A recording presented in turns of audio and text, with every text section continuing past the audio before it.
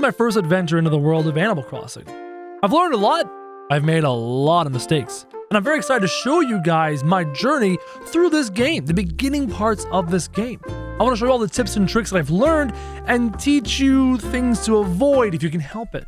So I woke up in the morning, I turned the system on, and I was ready to go, and I was starting off by making our lovely character. And I wanted to make sure that our character kind of looked like me in real life to a degree. So, you know, the shaved head, the blue eyes, the little blush on the cheeks, because let's face it, I've got this rosacea, I can't get rid of it. And then from there, we had to choose our starting island, and I kind of wanted this one concept in my head, but the problem is, no island I had available to me was gonna pretty much pull it off. I didn't know which one to pick, so I left it up to the YouTube chat to decide. Luckily, down the road, you do have access to terraforming, so you can make your own rivers and valleys and high ground and low ground, all that jazz, but for the time being, the island we chose is the one we have to stick with. And it's funny, we started off the game, and you start off by like flying to your island, and based off of the sound, the noise of the engine and stuff like that, it kind of felt like we were about to go into like a stranded deep scenario where we were gonna like crash land and be surrounded by sharks, but clearly that didn't happen. We landed and everything was fine. We landed on the island and immediately went to go and talk to a gentleman named Tom Nook, who introduced us to the world of this game. After talking to little Timmy, who gave us a tent to place somewhere,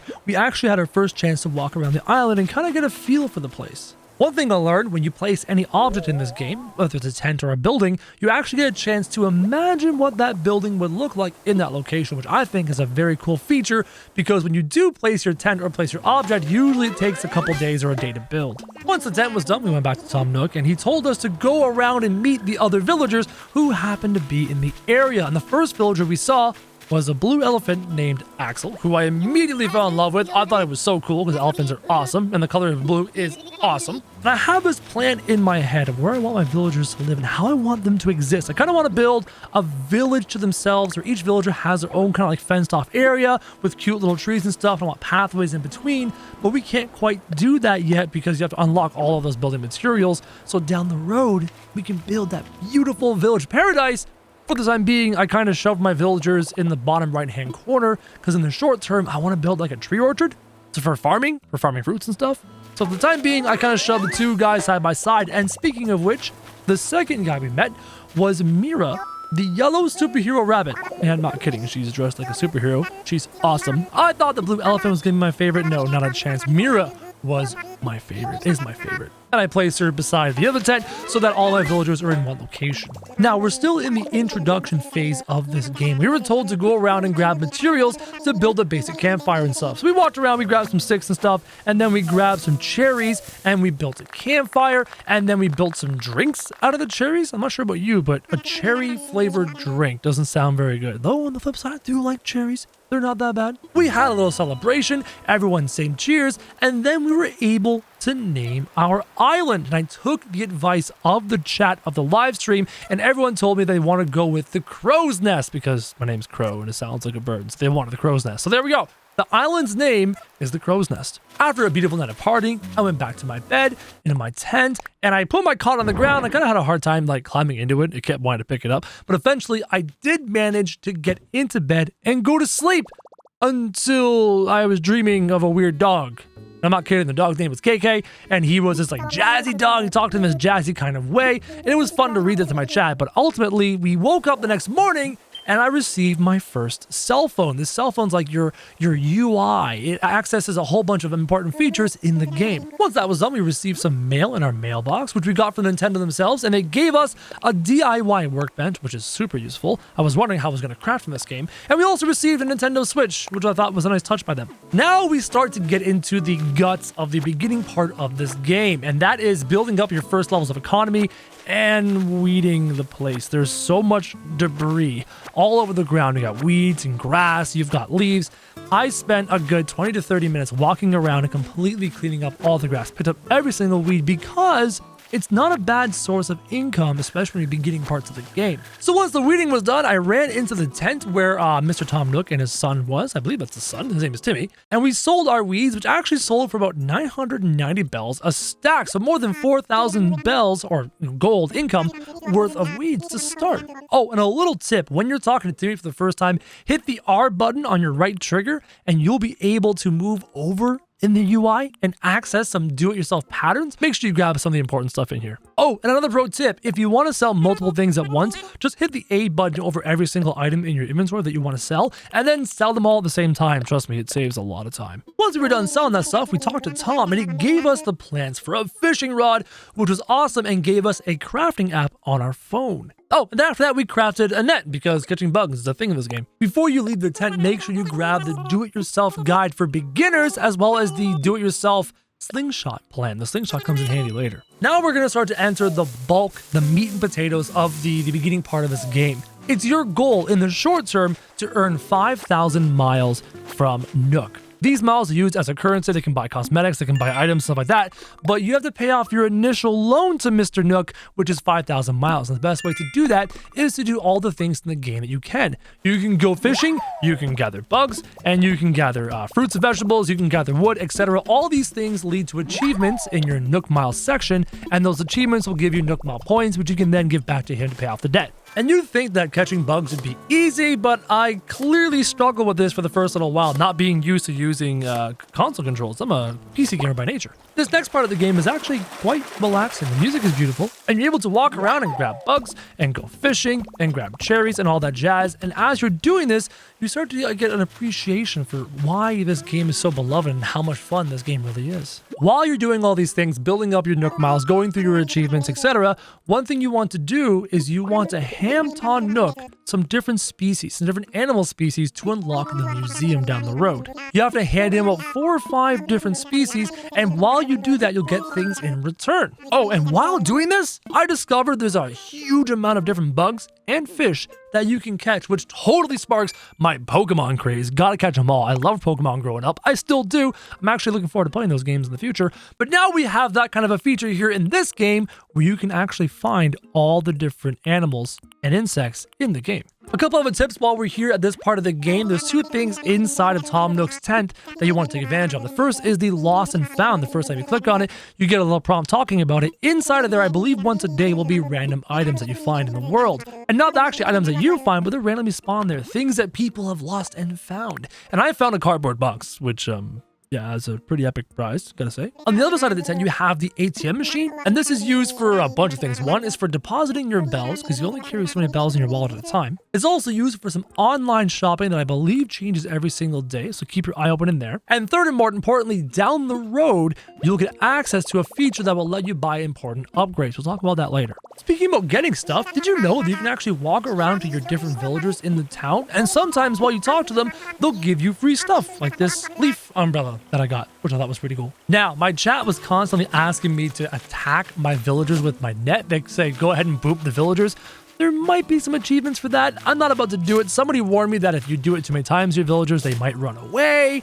So maybe don't abuse your villagers with the net. One little advanced tip, while you're waiting for your museum to show up the following day, after you've given Tom Nook 4 or 5 different species, what I was doing was I was taking the animals, the fish, and the bugs that I found that were brand new. And you know they're brand new because when you hold up the object you find or the fish you catch, etc., you'll say yes. And every time you say yes, that means that's the first time you've ever found that particular animal, insect, etc. So if you find a new one, what I was doing was I was dropping them by my tent. When you do that, they appear in these like little containers. And once you do get the museum, you have to hand in new species to the museum curator to advance it further. So I was actually stockpiling in advance all the cool little bugs and stuff that I was finding. Another little thing that I noticed about the game is sometimes when you're actually gathering from trees, you can find coins. You can find bells inside of them, which I thought was really strange. Why do I have money trees? Oh, and there is something about money trees down the road, but you don't get that until later. You get the shovel after you unlock the museum. The museum takes 24 hours, so the next time we stream, I'll have the museum, I'll have the shovel, and I'll be able to find coins in the ground. So during this process of handing Tom Nook these different species, eventually while doing that, he'll teach you how to make the do-it-yourself axe, and from there you'll be able to go out into the rocks and smack them and acquire things like stone and iron ore, smack the trees and acquire softwood, hardwood, etc. After the axe, you give him another species, and then he starts talking to you about seeds. He gives you some seeds, and he talks to you about crossbreeding flowers, and also teaches you how to do the watering can. Finally, after giving Tom Nook some species, we were able to have a museum, and he told me to go and place a museum somewhere on the island. Now again, I want to build my island in a certain way down the road, but for the time being, I needed a temporary place to put my museum, so I went off to the left side of the island and I placed it near the water, a nice beautiful spot, not bothering any trees kind of surround a little bit. It's a beautiful, great place, but it's a temporary place, and you do have the option to move the museum down the road later. Once the museum was done, I grabbed my axe, I went out into the world, and I started smacking all the stones. Now, hitting a stone is a little bit weird and uncomfortable, because once you hit it a couple times, you actually get knocked back away from the stone. Super weird, super awkward, and sometimes you'd swing at the random air, the empty air, and you wouldn't hit your stone, and it's really embarrassing, especially when you're live. One tip you can do is once you unlock the shovel, you can dig holes behind you, and those holes will keep you from knocking yourself back after smacking the rock, allowing you to mine the rock to maximum ability, because if you take too long to smack the rock, you won't get upwards of 8 or 9 different ore that you should get. And once a day, one of your rocks at random on the island will in fact be a money rock. You're straight up getting money out of the rock. I don't know how. It relies on laws of physics, but it's what happens. Now, the beautiful thing about the flimsy axe, the one you build, the craftable axe, is that you can smack your trees once a day and get 3 pieces of wood from each tree, and the flimsy axe does not run the risk of cutting down your own trees, which I think is very, very useful. While you're cutting down trees, be careful, because sometimes a honeycomb will fall, and the honeycomb spawns bees, and you can get stung in the face, and then you have this droopy eye look, which is really, really not cool. And it was at this moment that I learned you can sprint away from bugs and just sprint around the map in general by holding down the B button. Kind of important, guys. So as I was saying, now that you're at this point where you have your axe, you have your fishing rod, and you have all of your tools, it's your goal to reach 5,000 miles to pay off your first loan, and that progresses and unlocks all sorts of things again after that. So finish off all those Nook Mile quests in your Nook Mile section of your phone and pay off your $5,000 loan. A couple other random small things before we continue. I learned that villagers, if you are stung and you have a droopy eye face, some of them don't like seeing you like that, and you actually startle them and scare them, which is hilarious. I also learned that fish are particularly picky, and they must have that fishing lure right in front of their nose. If it's off to the side and you think they'd be able to see it, nope, they can't see it. It's gotta be right in front of them. Also, sometimes you can get random gifts from trees. I found a flamingo, a pink flamingo, fell out of a tree the one time. It was the craziest thing, and it's the funniest looking flamingo. I love it. It now sits in front of my house. It is glorious. And then finally, after you're done all your hunting, you're gathering, you're grabbing with the net, you can pay off your 5,000 miles debt to Mr. Tom Nook. Doing this unlocks some really important things. First, you unlock the Nook Miles Redemption Program. This allows you to go to the ATM and spend your Nook Miles on important upgrades, like the key wheel, which means accessing items a whole lot easier, as well as opening up your inventory slots. 5,000 more Nook Miles will give you even more, an additional row of inventory, which is so useful. And from here, you're actually able to upgrade your home. Because right now, you can't store anything in your tent. It's just a tent. But after this, once you have a home, you can store objects in there. So speak to Mr. Nook, and he will allow you to go into debt to the tune of 100,000 bells, or just under. And the following day, which hasn't happened yet, I'm very excited for this, you'll have a home with storage, and it's so good. Oh, and by the way, you get to choose the roof color of your home, and I chose blue for obvious reasons. And finally, the third thing you get from paying off your first loan is access to Nook Miles Plus. What Nook Miles Plus means is you have dailies. You have random quests of doing random things like catching 5 fish or crafting 3 things, and these quests will give you Nook Miles. The first 5 of every day will give you double Nook Miles, and then after that, once you complete a quest, it goes away and a new one pops up, and you can continuously do these quests for forever to earn near infinite Nook Miles. Once you acquire enough of these miles, absolutely get the wheel, the item wheel. It's so useful, and upgrade your inventory. Again, very, very, very vital. So the remainder of the day, we spend gathering, we spend hunting, we spend fishing, we spend getting bugs and getting all this kind of stuff. I expanded my inventory, I got some better tools, and things were going fairly well. But the only problem is your first day is kind of gated. You're sitting there waiting for the museum to show up. Now, if you want to, you can adjust your game clock and time travel. I'm personally doing it no time travel. I want to do it legit. So I'm waiting until tomorrow morning to stream once again, and then to actually have my museum and to continue on unlocking all the tools. You can unlock a ladder, you can unlock a pole that lets you cross the rivers. There's lots of cool things to unlock further down the road. But for now, day 1, these are the things you have to do. A couple tips before the day part of this story ends. You can actually get some easy Nook Miles. For example, if you look through your inventory of Nook Mile options, one of them is taking a picture of yourself. You go into the camera app, you take a picture. There's some Nook miles. Another option is the bulletin board.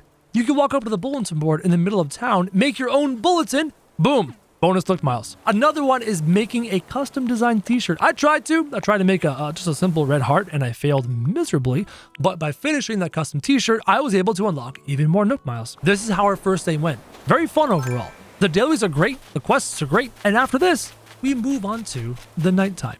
We jump back into another stream hours later, and it was nighttime, and I had the opportunity to go around and catch a whole bunch of new fish that were only found at night, and bugs that were only found at night as well. Also discovered that hermit crabs can be shells, which was very, very confusing, and a message in a bottle, which was very cool. We also planted some flowers because I want to try and find some more bugs, and discovered I could sneak up on roaches to catch them off of rocks, which was really weird.